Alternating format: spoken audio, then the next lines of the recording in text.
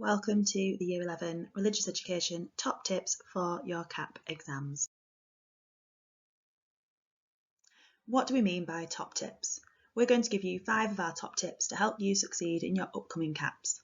We're not going to tell you to revise as a top tip because you should already be doing that. Your GCSEs are upcoming and therefore you should be revising as part of your current schedule anyway. But there will be certain things that the examiners will look for that you might miss out on, and if you do, it will have a significant impact on your grade.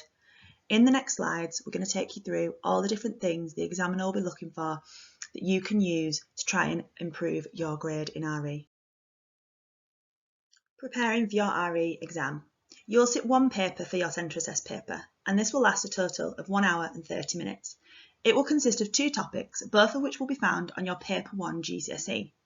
And those topics will be Origins and Meaning and Good and Evil. You will need to make sure that you bring a black or blue pen and a spare pen with you in case it runs out in the exam. You must make sure you read all the questions carefully. This is vital because if you misread the question, you might answer it but not actually give what the examiner is looking for and waste time and miss out on crucial marks. Always try to answer the questions in full. Even if you are worried that you might be getting something wrong, RE exams use something called positive marking, and that means that if you do get something wrong, you won't gain marks, but you will also not lose marks. It will just be crossed out by the examiner and disregarded.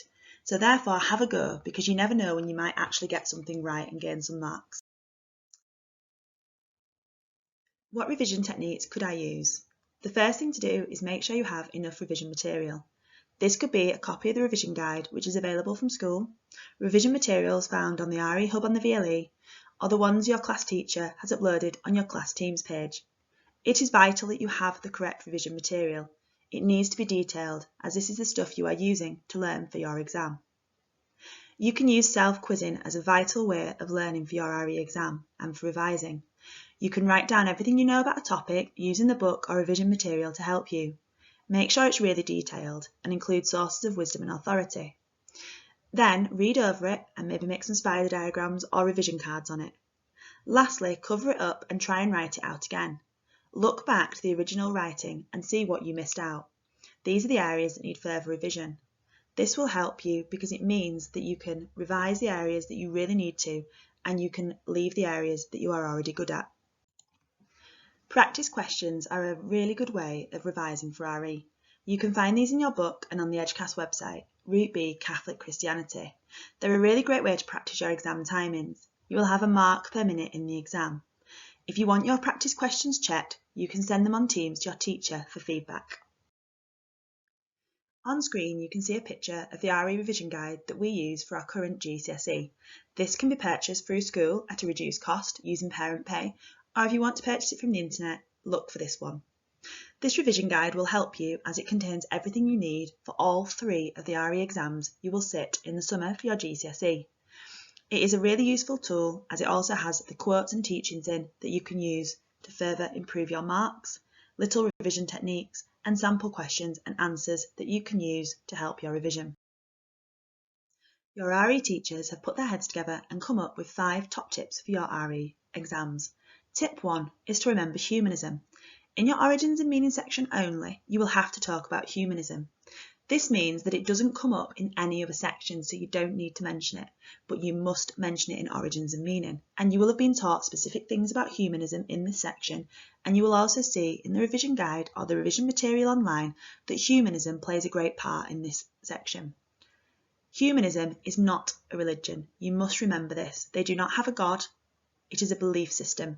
A belief system means they follow some set rules and ideas, but they do not have any belief in a higher power, such as a God. If you write that humanism is a religion, you can lose marks, so please refer to it as a belief system. One very important thing to remember is in D questions in Origins and Meaning, you must mention a humanist view. If you do not mention a humanist view in your D question, then you can only get 3 marks. This will happen regardless of how amazing your answer is or how many marks it would have got. This will happen for anybody who doesn't mention humanism, so please make sure when you go on to Origins and Meaning, you remember to pop that humanism view in your D question. Tip 2 is to avoid the caps on the D question. Yes, the dreaded 3-mark cap. You'll be capped at 3 marks if you do not mention humanism, now this is only for origins and meaning, it's not across the whole paper. You will also be capped at 3 marks if you do not give at least one argument for and one argument against a statement. So you need to show the examiner that you have considered both sides of the argument for every D question that you do. Another cap of 3 marks will happen if you do not include sources of wisdom and authority, so quotes, teachings, beliefs, references to scripture, etc. You can find sources of wisdom and authority in your Teams pages, in your book, in your revision guide, and on the RE VLE Hub. And lastly, you'll be capped at 3 marks if you do not give a religious viewpoint, so you must refer to religion in your answer. All these caps will come into play in the D questions, but just remember the humanism cap is only in paper 1 in origins and meaning. Tip 3 is to remember that questions for C on paper 1 are in a different format. In paper 2 and paper 3, which includes for paper 2, life and death and sin and forgiveness, and paper 3 is Judaism, beliefs and practice, you will see that the C question asks you to merely explain a belief or a concept. It's quite a straightforward one. In paper 1 only, which is your origins and meaning and good and evil, it will ask you to explain a belief from either 2 religions, for us these are Catholic Christianity and Judaism, or from 2 religious traditions. These are types of Christian, like liberal, fundamentalist or Catholic. They are not humanism, nor are they Judaism. When you see 2 religious traditions, please remember that they are types of Christian and do not refer to humanism or Judaism, or you will lose your marks. You need to remember that this will happen only in paper 1. As we have said in paper 2 and paper 3, the C question will just ask you to explain a belief or concept. It will not ask you from different religious traditions or different religions. Please be aware of this, as this is another way you can lose marks in the exam, despite perhaps having the knowledge, by answering the question wrongly. Tip 4 is to make sure that you link belief to practice in all your B and C questions. By linking belief to practice, we mean that you must say what they believe in and then say how they practice this in their lives. An example would be if you were doing the Judaism exam in the summer for GCSE and you got a question on kosher, you would say that they believe you should eat kosher food as it tells them to in the Torah. But they would then say that this is put into practice by Jews by not mixing milk and meat in the same meal, for example, a cheeseburger.